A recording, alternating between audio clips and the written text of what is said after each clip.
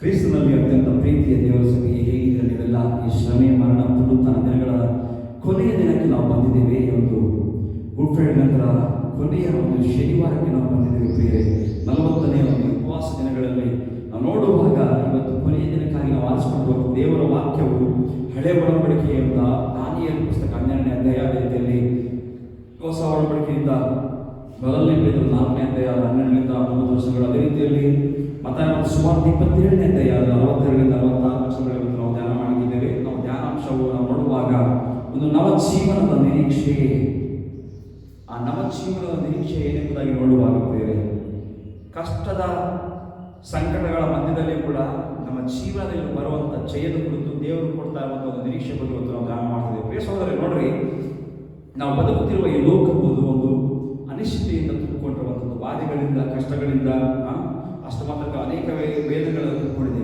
ಅನೇಕ ಬಾರಿ ನಮ್ಮ ಜೀವನದಲ್ಲಿ ಏನೂ ಕೂಡ ಒಂದು ಸ್ಪಷ್ಟವಾಗಿ ಕಾಣುವಂಥದ್ದಿಲ್ಲ.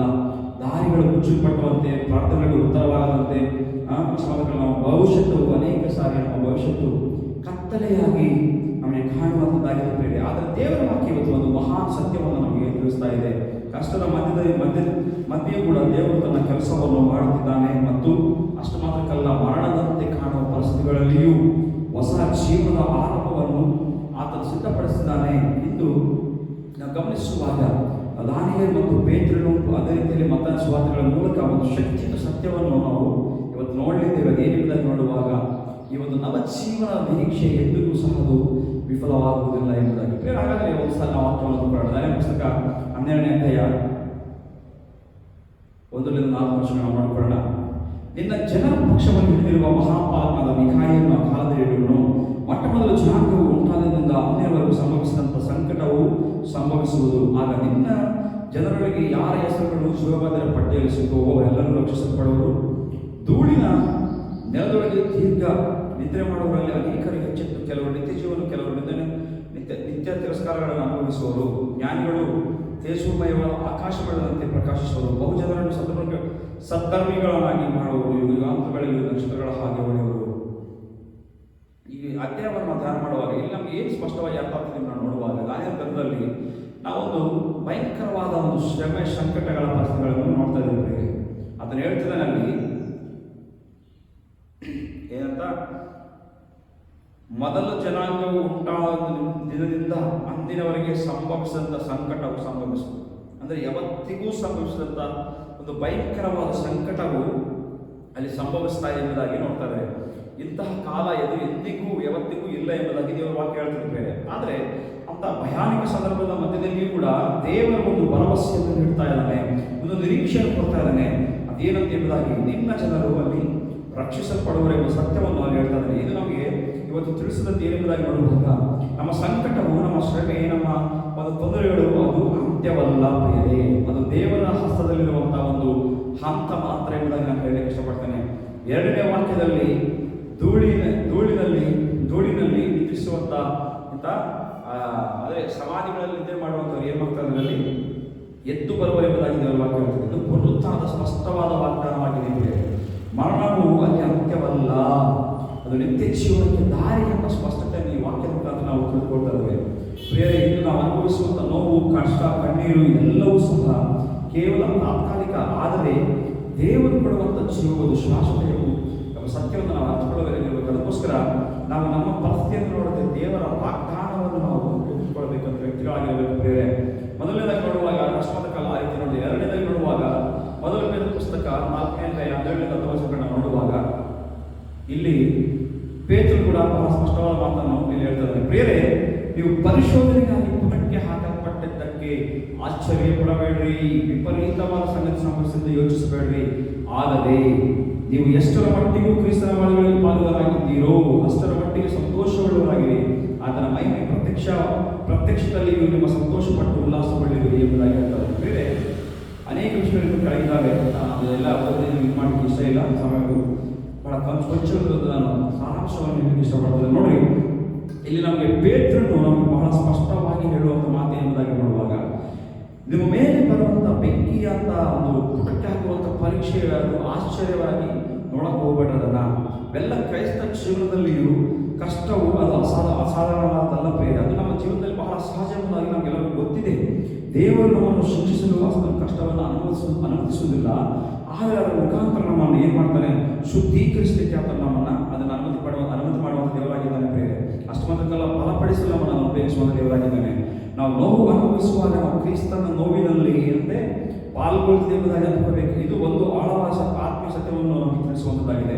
ನಾವು ಕಷ್ಟದಲ್ಲಿರುವಾಗ ನಾವು ದೇವರಿಂದ ದೂರವಿಲ್ಲ ಎಂಬ ಸತ್ಯವನ್ನು ನಮಗೆ ತಿಳಿಸುವಂಥದ್ದಾಗಿದೆ ಪ್ರಿಯರೇ. ಅಷ್ಟು ಮಾತ್ರಕ್ಕಲ್ಲ, ನಾವು ಆತನಿಗೆ ಇನ್ನಷ್ಟು ಸಮೀಪವಾಗ್ತಿದ್ದೇವೆ ಆ ಸತ್ಯವನ್ನು ನಾವು ಗ್ರಹಿಸ್ಕೋಬೇಕು. ಬೇರೆಯವರು ಮತ್ತೊಮ್ಮೆ ನಮಗೆ ಏನು ನೆನಪಿಸಿದ್ದಾರೆ ಎಂಬುದಾಗಿ ನೋಡುವಾಗ ಆತನ ಮಹಿಮೆ ಪ್ರಕಟವಾದಾಗ ನಮಗೆ ಎಷ್ಟು ಸಂತೋಷ ಪಡೆಯುವುದು ಎಂಬುದಾಗಿ ಹೇಳ್ತಾರೆ. ಅಂದರೆ ಇಂದಿನ ಕಷ್ಟವನ್ನು ನಾಳೆಗೆ ಏನಾಗ್ತದೆ, ನಮಗೆ ಒಂದು ಮಹಿಮೆಯಾಗಿ ಪ್ರಕಟವಾದಾಗ ನಾವು ಸಂತೋಷ ಪಡ್ತಿರುವುದಾಗಿ, ಅಂದರೆ ಸ್ಪಷ್ಟವಾದ ಒಂದು ನಿರೀಕ್ಷೆ ನಮಗೆ ಇಲ್ಲೂ ಸಹ ನಮಗೆ ಕಾಣ್ತಾ ಇದೆ ಪ್ರಿಯರೇ. ಅದು ಮಹಿಮೆಗೆ ದಾರಿಯನ್ನು ಮಾಡಿಕೊಳ್ಳುವುದು ಎಂಬುದಾಗಿ.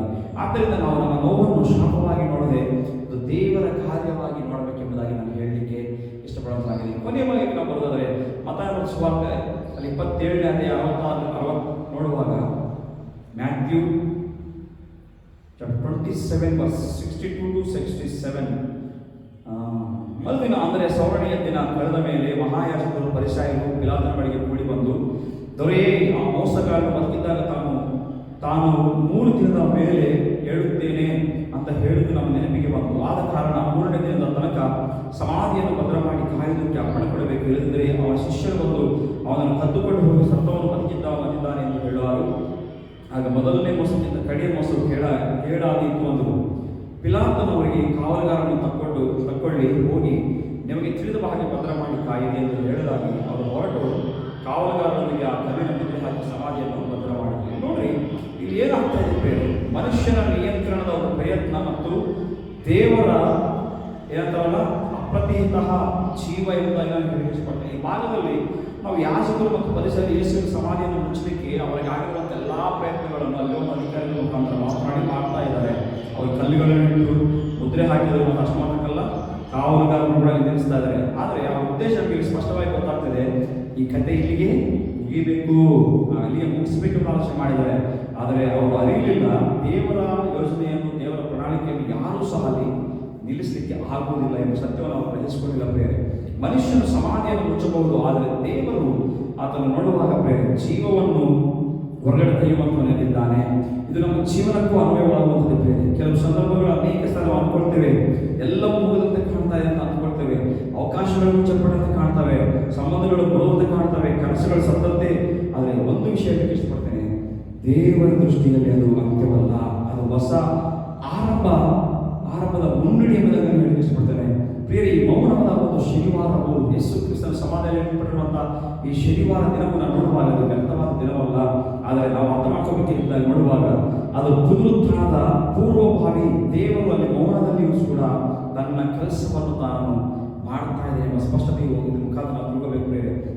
ಇಲ್ಲೇನು ಇವತ್ತು ನಮಗೆ ತಿಳಿಸ್ಕೊಡ್ತಿರುವಂಥ ಮೂಲ ಸಂದೇಶ ಎಂಬುದಾಗಿ ನೋಡುವಾಗ, ಈ ನವ ಜೀವನದ ನಿರೀಕ್ಷೆ ಎಂಬುದು ಒಂದು ಕೇವಲ ಭಾವನೆ ಅಲ್ಲ, ಅದು ದೇವರ ವಾಗ್ದಾನದಲ್ಲಿ ನೆಲೆಯೂರಿದ ನಿಜವಾದ ಸತ್ಯ ಪ್ರಿಯರೇ. ನಿಜವಾಗಿ ನೋಡುವಾಗ ದಾನಿಯೇಲನು ನಮಗೆ ಸಂಕಟದ ಮಧ್ಯದಲ್ಲಿಯೂ ಸಹ ರಕ್ಷಣೆ ಇದೆ ಅಂತ ಹೇಳ್ತಾ ಇದ್ದಾನೆ. ಪೇತ್ರನು ನೋವಿಯಲ್ಲಿಯೂ ಕೂಡ ನಮಗೆ ಮಹಿಮೆ ಇದೆ ಎಂಬುದಾಗಿ ಹೇಳ್ತಾ ಇದ್ದಾನೆ. ಅಷ್ಟು ಮಾತ್ರಕ್ಕಲ್ಲ, ಅದೆಲ್ಲರಿಗಿಂತ ಹೆಚ್ಚಾಗಿದ್ದು ನಾವು ಮತ್ತಾಯನ ಸುವಾರ್ತೆಯನ್ನು ನೋಡುವಾಗ ಮತ್ತಾಯನ ಮರಣದ ನಂತರವೂ ಕೂಡ ನಮಗೆ ಏನಿದೆ ಜೀವವು ಇದೆ ಎಂಬ ಸತ್ಯತೆ ಮೇಲೆ ನಮಗೆ ವಾಕ್ಯ ತೋರಿಸ್ಕೊಡ್ತಾ ಇದ್ದೇವೆ. ಈ 3 ಭಾಗಗಳು ಒಂದೇ ಸತ್ಯವನ್ನು ಘೋಷಿಸ್ತಾ ಇದ್ದಾವೆ. ದೇವರು ಅಂತಿಮವಾಗಿ ಜೀವವನ್ನು ತರುವಂತನಾಗಿದ್ದಾನೆ ಮತ್ತು ಆತನ ಯೋಜನೆ ಎಂದಿಗೂ ಸಹ ಅದು ವಿಫಲವಾಗುವಂಥದ್ದಲ್ಲ. ಇವತ್ತು ಗಮನಿಸುವಾಗ ಏನು ಇವತ್ತು ನಮ್ಮ ಆತ್ಮೀಯ ವಿಷಯಗಳನ್ನು ನೋಡುವಾಗ ಏನು ಗ್ರಹಿಸಬೇಕೆಂಬುದಾಗಿ ನೋಡೋದಾದರೆ, ನಮಗೆ ಬರುವಂಥ ಸಂಕಟಗಳು ತಾತ್ಕಾಲವಾಗಿದ್ದು ದೇವರು ಕೊಡುವಂಥ ಜೀವವು ಅದು ನಿತ್ಯ ಜೀವವಾಗಿದೆ, ಅದು ಶಾಶ್ವತವಾಗಿದೆ ಎಂಬ ಸತ್ಯವನ್ನು ನಾವು ಅರ್ಥಕೊಂಡಂಥ ವ್ಯಕ್ತಿಗಳಾಗಿರಬೇಕು. ಪರೀಕ್ಷೆಗಳು ನಮ್ಮನ್ನು ಅದು ಕುಗ್ಗಿಸಲಿಕ್ಕಲ್ಲ, ನಮ್ಮನ್ನು ಬಲಪಡಿಸಲಿಕ್ಕೆ, ನಮ್ಮ ಶುದ್ಧೀಕರಿಸಲಿಕ್ಕೆ ಸತ್ಯವನ್ನು ಗ್ರಹಿಸಬೇಕು. ಮತ್ತು ಮುಖ್ಯವಾಗಿ ನಾವು ನೋಡುವಾಗ ದೇವರ ಯೋಜನೆಯನ್ನು ಯಾರೂ ಸಹ ತಡೆಯಲಾಗದು. ಯಾವುದೇ ಶಕ್ತಿ, ಯಾವುದೇ ಪರಿಸ್ಥಿತಿ, ಯಾವುದೇ ಮನುಷ್ಯ ಈ ಕಾರ್ಯವನ್ನು ಮಾಡಲಿಕ್ಕೆ ಸಾಧ್ಯವಿಲ್ಲ ಪ್ರಿಯರೇ. ಈ ಸತ್ಯಗಳನ್ನು ನಾವು ಮನಸ್ಸಿನಲ್ಲಿ ಇಟ್ಟುಕೊಂಡಾಗ ನಾವು ಭಯದಿಂದಲ್ಲ, ನಂಬಿಕೆಯಿಂದ ಬದುಕಬಹುದು. ಇವತ್ತು ನಮ್ಮ ಜೀವನದಲ್ಲಿ ನೋಡುವಾಗ ಈ ಸತ್ಯಗಳನ್ನು ಅನ್ವಯಿಸುವಂಥದ್ದು ಅತ್ಯಂತ ಮುಖ್ಯ. ಯಾಕಂದರೆ ಕಷ್ಟ ಬಂದಾಗ ನಾವು ನಂಬಿಕೆಯನ್ನು ಕಳ್ಕೊಳ್ಬಾರ್ದು. ದೇವರು ಮೌನವಾಗಿ ಕೆಲಸ ಮಾಡ್ತಿದ್ದಾನೆ ಎಂಬ ನಂಬಿಕೆಯನ್ನು, ವಿಶ್ವಾಸವನ್ನು ನಾವು ಹೊಂದಿರಬೇಕು ಪ್ರಿಯರೇ. ನಿರೀಕ್ಷೆಯನ್ನು ಬಿಡದೆ ಹಿಡಿದುಕೊಳ್ಳಬೇಕು, ಯಾಕಂದರೆ ಅದು ನಮ್ಮ ಆತ್ಮದ ಆಧಾರವಾಗಿದೆ. ಪ್ರಾರ್ಥನೆಯಲ್ಲಿ ನಿಜವಾಗಲೂ ನಾವು ಸ್ಥಿರವಾಗಿದ್ದುಕೊಂಡು ದೇವರ ಸಮಯಕ್ಕೋಸ್ಕರ ಕಾಯ್ದು ಆತನ ನಂಬುವಂಥ ವ್ಯಕ್ತಿಗಳಾಗಿದ್ದರೆ, ಈ ರೀತಿಯಾಗಿ ನಾವು ಮಾಡಿದರೆ ಈ ನವಜೀವನ ನಿರೀಕ್ಷೆಯಲ್ಲಿ ಧೈರ್ಯದಿಂದ ನಾವು ಬದುಕಬಹುದು ಪ್ರಿಯರೇ. ದೇವರು ಈ ರೀತಿಯಲ್ಲಿ ಬದುಕಲಿಕ್ಕೆ ನಮ್ಮನ್ನು ಆಶೀರ್ವಾದ ಮಾಡಲಿ.